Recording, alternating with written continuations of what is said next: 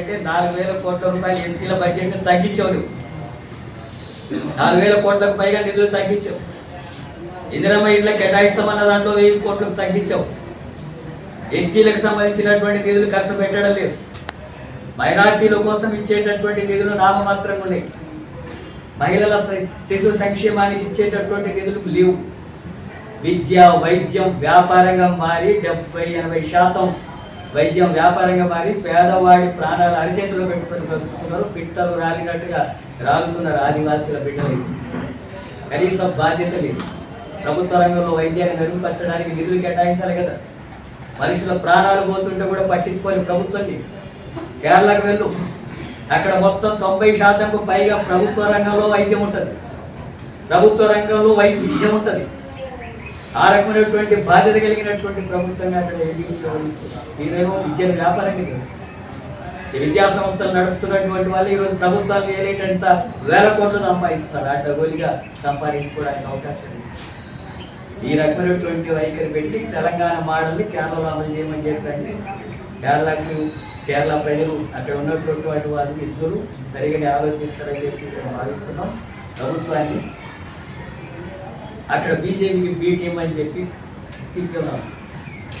వాస్తవానికి ఎవరు బీజేపీకి బీటీఎం? రేవంత్ రెడ్డి. అక్కడ విజయనం మీద అక్రమంగా కేసులు అయితే కూడా కేంద్ర ప్రభుత్వం సరిగ్గా చర్యలు తీసుకోవట్లేదు. బంగారు విషయాల్లో విచారణ జరిపితే సరిగ్గా చర్యలు తీసుకోవట్లేదు. సరే, నువ్వు ఓటుకు నోటుకు సంబంధించిన దాంట్లో డైరెక్ట్గా నువ్వే పట్టుబడ్డావు కదా. ఓటుకు నోటు కేసులో నువ్వు డైరెక్ట్గా పట్టుబడ్డావు. నేను ఇప్పటివరకు ఏమి చేయట్లేదంటే ఎవరి కాలం మొక్కినావు నువ్వు? మోడీ కాలం మొక్కింటేనే కదా. డైరెక్ట్గా పట్టుబడితేనే, పట్టినా కూడా నేను ఇంటి చర్యలు తీసుకోలేదంటే ఎవరు బీటీ, ఎవరు బీజేపీకి అనిమేలు ఉండవు. కేరళ ప్రజల్లో ఉండేటటువంటి సిపిఎం వ్యతిరేకులను అడుగు. విజయన్ అంటే సిపిఎం అంటే బీజేపీకి వ్యతిరేకంగా నిలబడే పార్టీ, ఆర్ఎస్ఎస్కి వ్యతిరేకంగా పోరాడి అనేక మంది ప్రాణాలని బలిపెట్టినటువంటి రాష్ట్రం. ఈ మతోన్మాద రాజకీయాలకు వ్యతిరేకంగా నువ్వు కాలు పట్టుకొని నడిపేటటువంటి రాజకీయం. ఆ రకంగా బీజేపీని సిపిఎంను ఓడించడానికి మొన్న స్థానిక ఎన్నికల్లో యూడిఎఫ్, కాంగ్రెస్, బీజేపీ ఓట్లేసి కొన్ని స్థానాల్లో ఓడించారు సిపిఎం. అక్కడ కేరళ ప్రజలందరికీ కూడా తెలుసు. దేశమంతా కూడా మేధావులు విమర్శలు చేశారు. ఒకవైపు ఇండియా బ్లాక్లో మతోన్మాదానికి వ్యతిరేకంగా సిపిఎం లెఫ్ట్ పార్టీ రామన్నటువంటి పార్టీలను కూడా కలుపుకొని దాన్ని ఓడించడానికి ప్రయత్నం చేసిన దాంట్లో సిపిఎం పార్టీ, లెఫ్ట్ పార్టీలు ముందున్నాయి. అందుకే బీజేపీకి పోయినసారి సొంతగా మెజార్టీ రాలేదు. సొంతగా మెజార్టీ రాకపోవడానికి లెఫ్ట్ పార్టీలు కూడా ముఖ్యమైనటువంటి కాదు.